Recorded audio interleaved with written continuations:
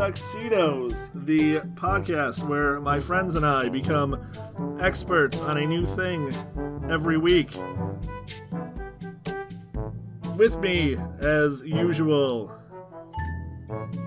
Zahilya Austin. How you doing, man? I'm good. How you doing, Seth? I'm hanging in there. Happy to be here. And, of course, our other co-host. I was going to have good nicknames for you guys, and then I just completely didn't do anything. I thought I could wing it, and I came up completely fucking blank with it. Ryan Blix. That's your nickname now. Guilty as charged. All right, Z, why don't you tell the people how this show works? So what happens is, you can, I don't fucking know. Why the fuck did you put me on the spot? You suck ass. I just want to see you've been paying attention the last couple of weeks. Fuck no. I need a script. All right, so the way this works is, every week we select a new topic to discuss. Oftentimes it is from a suggestion by you, the listener. I don't know who submitted this one. Do we have that information? Anybody? This one was Travis. Travis! From Minneapolis. Minnesota. And the topic this week, guilty pleasures. Should we start with a common definition of what a guilty pleasure is? Yeah, we should come up with that. What does it mean to you, Blix? I guess just now thinking about it, I guess it probably means to me that it's something that you really enjoy. We're talking about movies or TV here.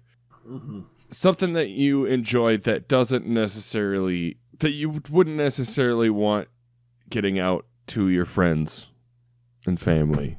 Okay.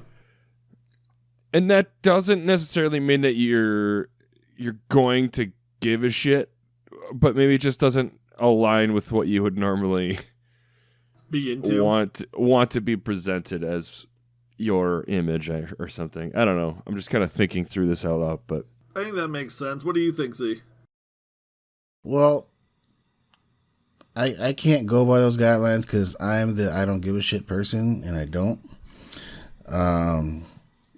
So I could give two shits whether someone likes it or not. I think from my standpoint, it's more of something that we'll go the quote unquote majority thinks is terrible. I wouldn't say necessarily terrible, but it's not good, and you really enjoy it, or it's just okay, and like it brings up so many emotions and feelings that most people don't have.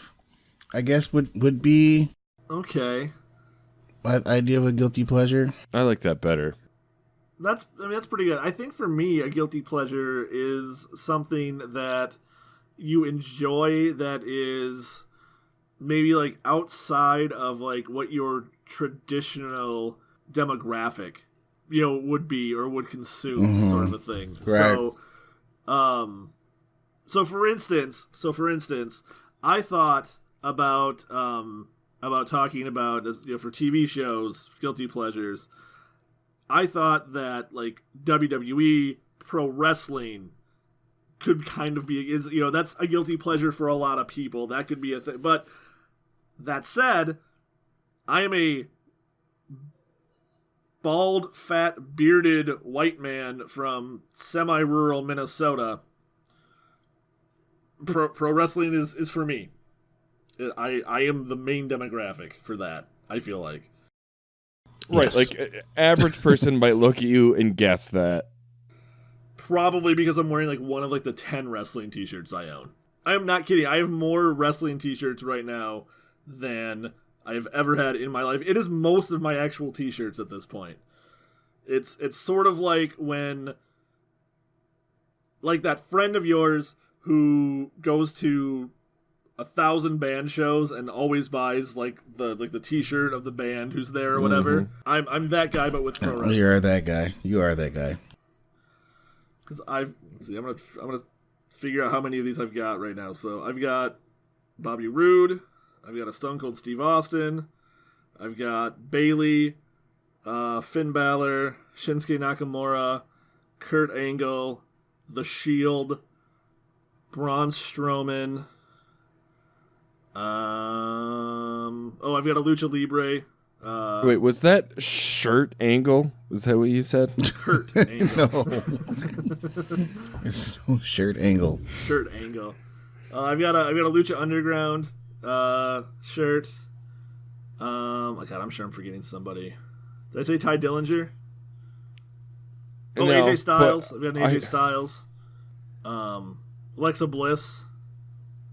So that's like 11, 10 or 11 right there. I'm very much that guy. Yeah, because you just sat here and listed out all of them Mm-hmm. Yeah. by name for us. So yeah, it's just a pleasure for you because Yeah, it's just that. Yep. just a regular pleasure. So were you able to come up with something that's a guilty pleasure for you?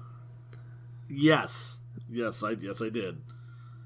My guilty pleasure is Dancing with the Stars.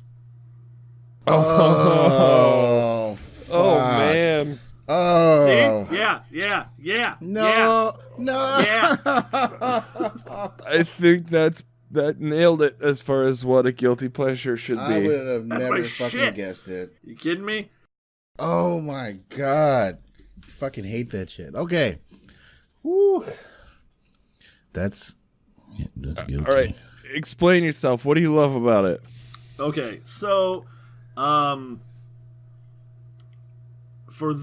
think you both know this, but a lot of people, it may surprise them that, I know how to blues dance, which is like an offshoot of swing dancing. Mm-hmm. And so, Which, especially with your description of yourself earlier as a wrestling fan. yeah, exactly. It's a man of many talents. That's right. I am a Renaissance man. I have many interests, and they are varied and plentiful. But so I appreciate. So one thing that I just appreciate, just in not just in Dancing with the Stars, but in life, are very competent people doing the things that they're very, very competent about. Whether that's like a dancer, or a or like have you ever watched like YouTube videos of like professional athletes just showing off like skills they can do? I like that.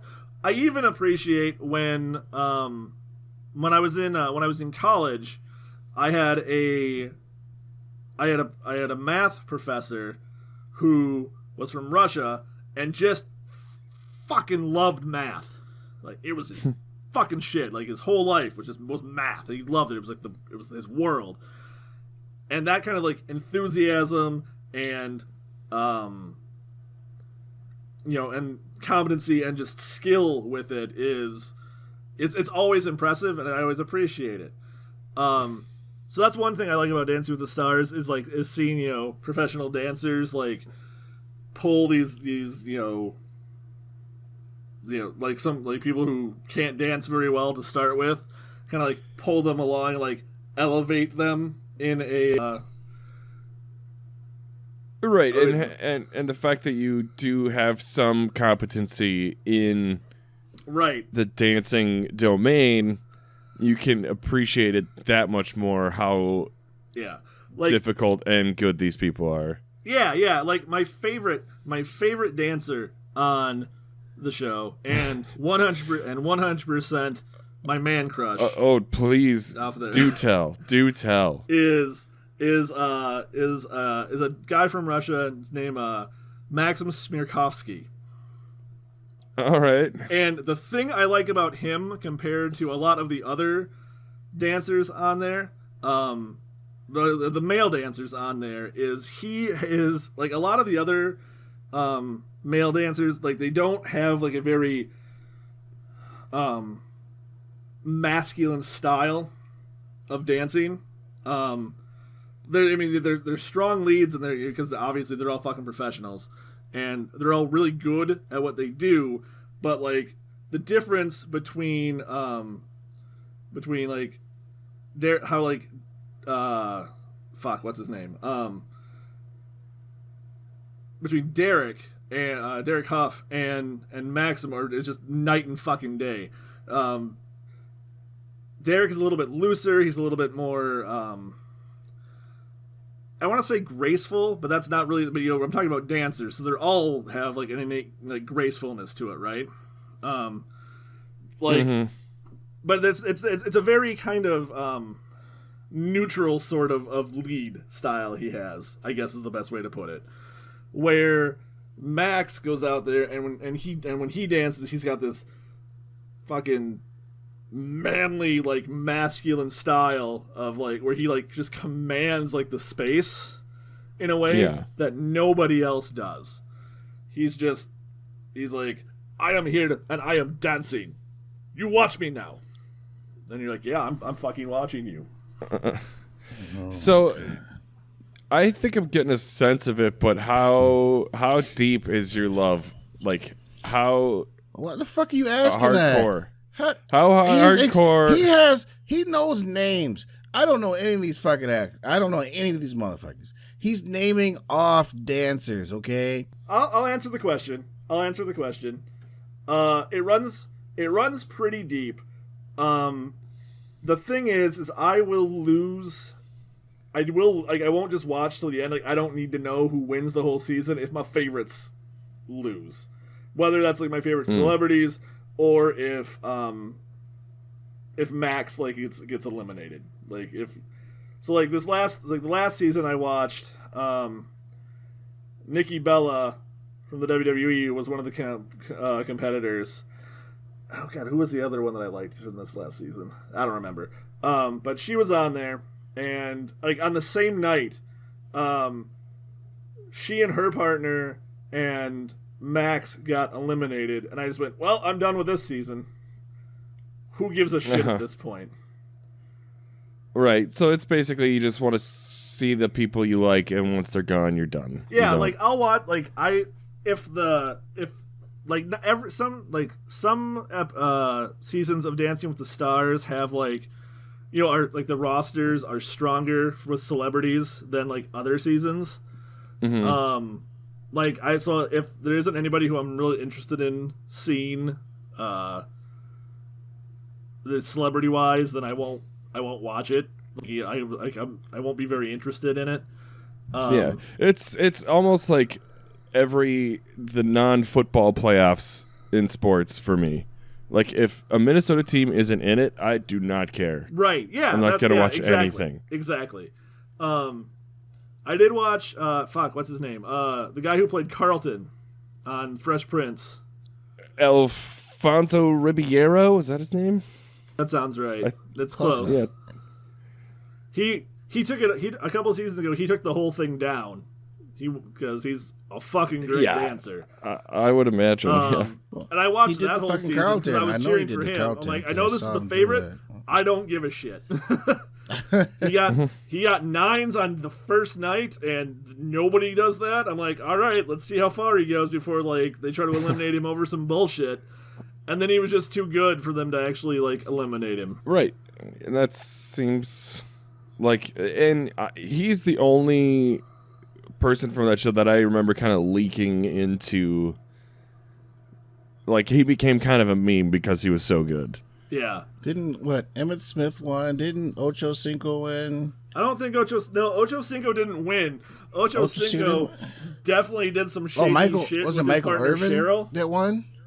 Ocho Cinco did some shit, like had to have done some shady ass shit with like off camera with his partner. Because there was one episode where like he just shows up with like this diamond necklace for her.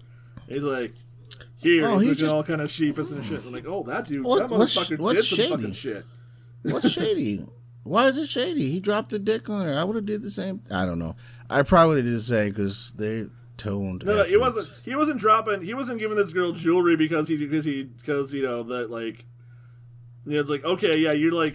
Maybe she gives really good head. I don't know. Really, but it wasn't like he didn't have an expression on his face that you of somebody who's like, here you go, I'm giving you, I like what we're doing here, so, and you liked it too, obviously, so here's this. It was a total apology fucking thing. Like, oh, like one it was, of those. It was, but there was nothing before that to like make up for it, like, or to like, oh, that's off camera shit. That's yeah, off camera some off shit. camera shit. So it was like, Ocho Cinco did something naughty. Yeah, he busted too quick. That's all. All right, so, yeah. Stop busting so quick. Goddamn. Yeah. Z, what do you have a guilty pleasure?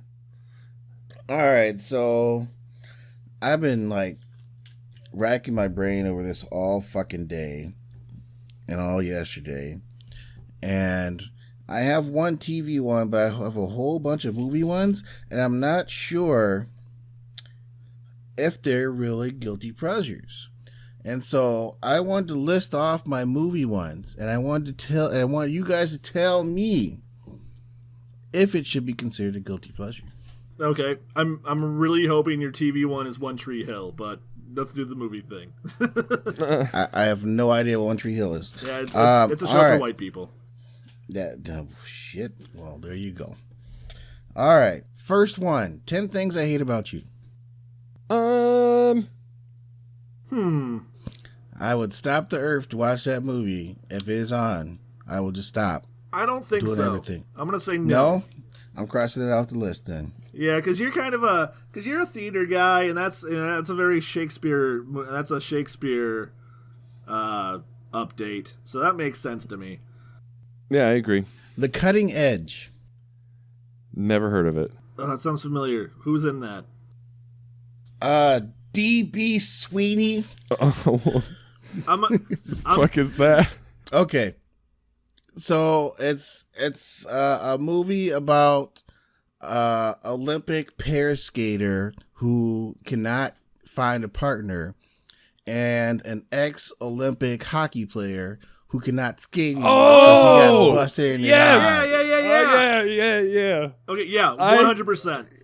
Yeah, that's a guilty pleasure for sure. For 100%. I own that movie and watch it at least once a year. Oh, wow.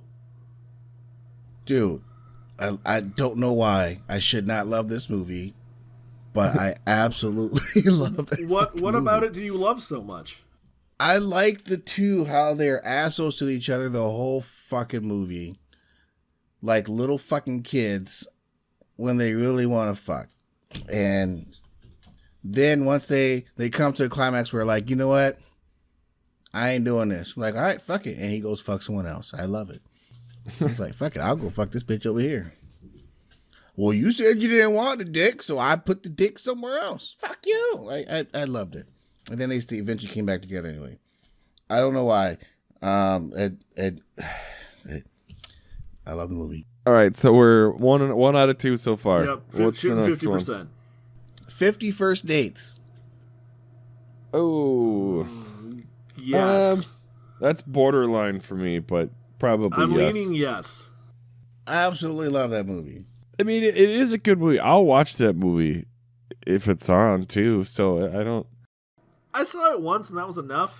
Yeah, like I might not turn it off if I stumble across once it. is not enough. It's the Adam Sandler version of Memento. Seth, don't you get it?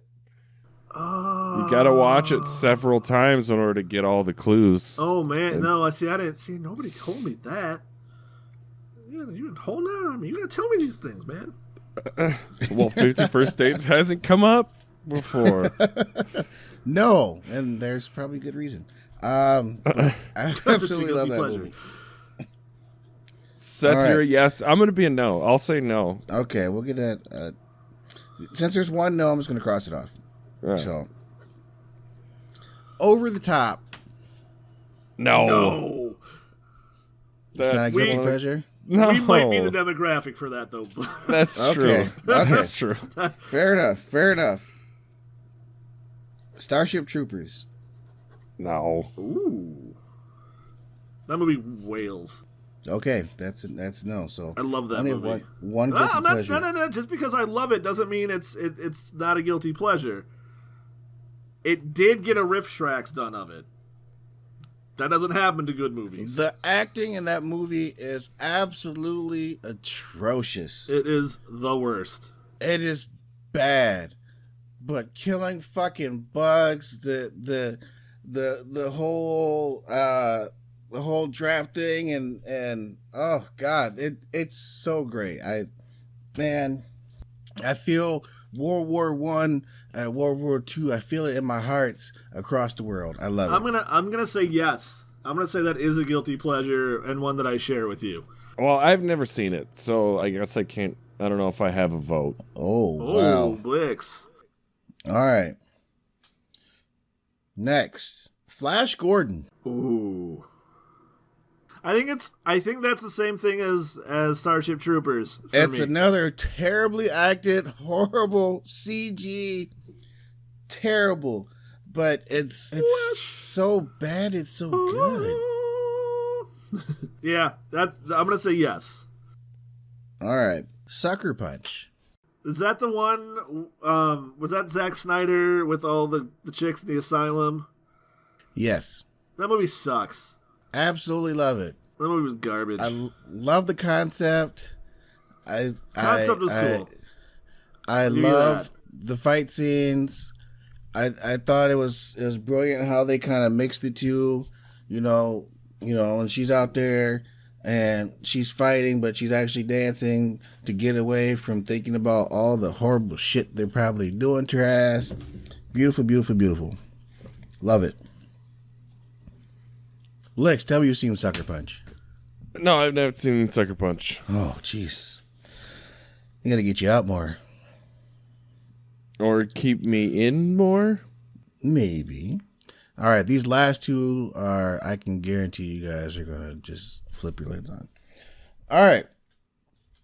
The next one is the entire Resident Evil franchise. Oh, 100%. Yeah. I love it. It's dumb popcorn fun movie for me. I just absolutely love it. Every minute. Mila Jovovich going out there busting caps in zombies, creatures, whatever, over and over and over and over. And it doesn't get old for me. I love it. Yeah, I'll say yes, but I can totally understand it. It does horrible in the U.S. Horrible. Yeah. Huge in Japan, though. I'm sure. Huge in Japan. I'm sure. Big in Japan. They fucking love it in Japan. They make all their money in Japan. Now, what's your last one? Star Wars Episode 1. Oh. That's, I can't believe you said that, because that was one of mine, too. Really? That's yeah. Look, besides the midichlorians bullshit, it's a great movie. The midichlorians really fucked that franchise for me. Like, no, it didn't. Right in the ass. We're talking about 10 minutes worth of shit. Cannot fuck up a whole franchise. It fucked up a whole lot of goodwill I had towards Star Wars. No. And then Jar Jar took out his weird Gungan dick and pissed all over what was left. So, look, Jar Jar is weird. We know this, okay? There are weird characters in motherfucking Star Wars, okay? That's just the way the shit is. But the fucking Anakin, the kid who was Anakin, I loved him, okay? He was good. He wasn't great, but he was good. Qui-Gon, great. Yeah. Obi-Wan, great. Great. Everyone in the Jedi fucking Council, great.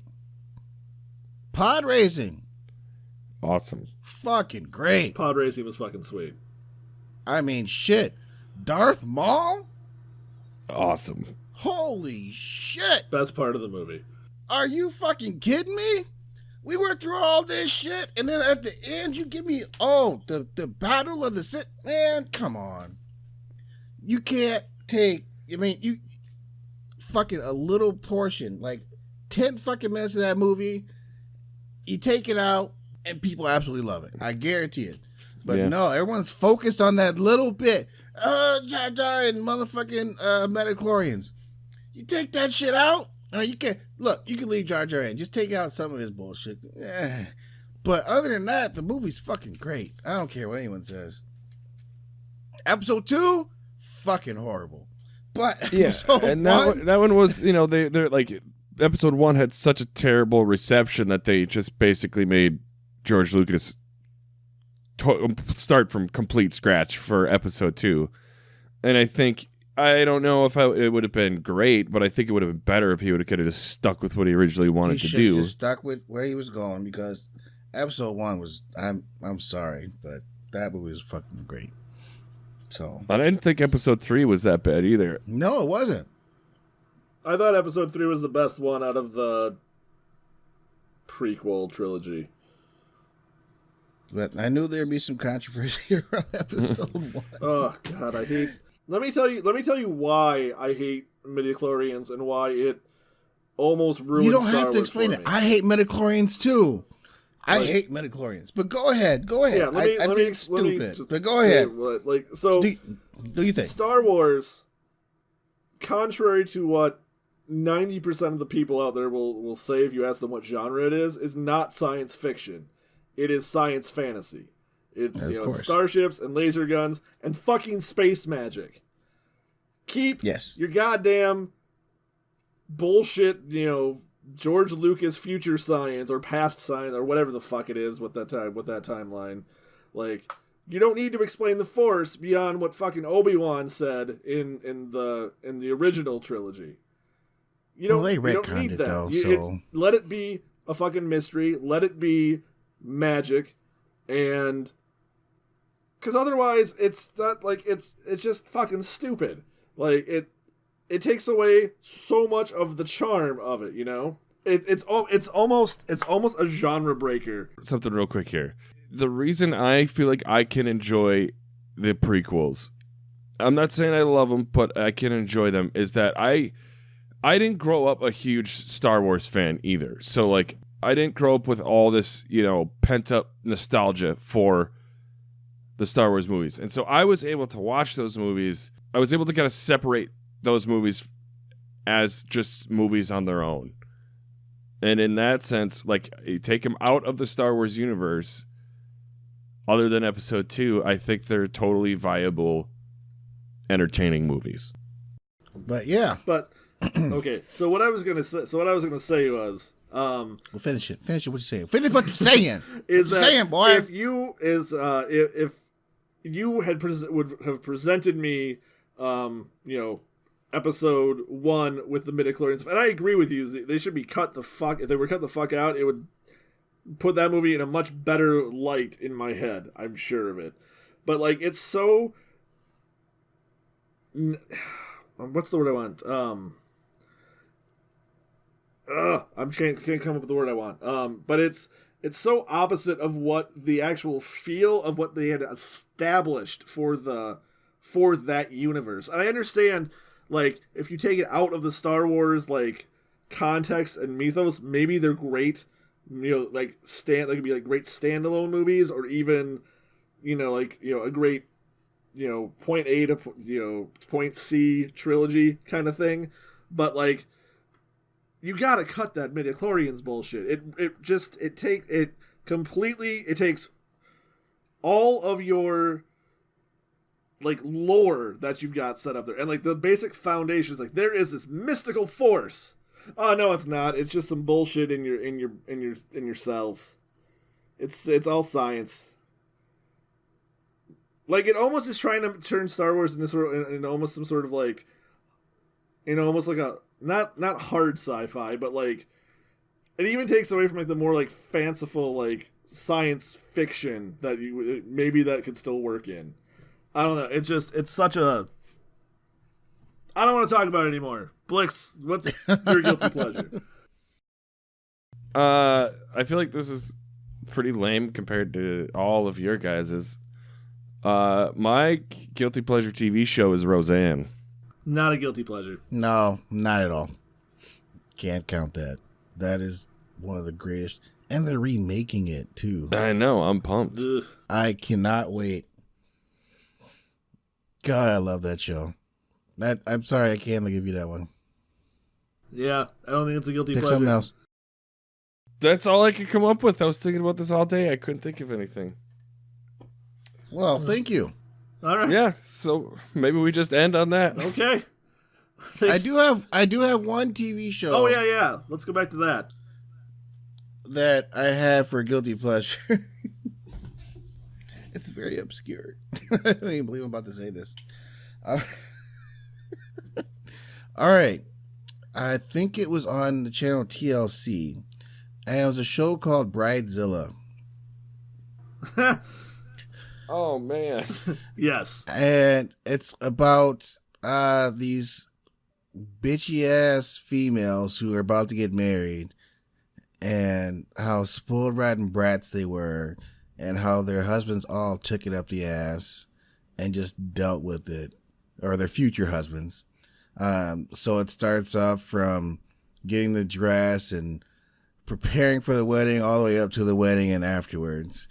And for me, it was fucking hilarious to watch all these dudes look like little bitches and have these females walk all over them. I thought it was just hilarious.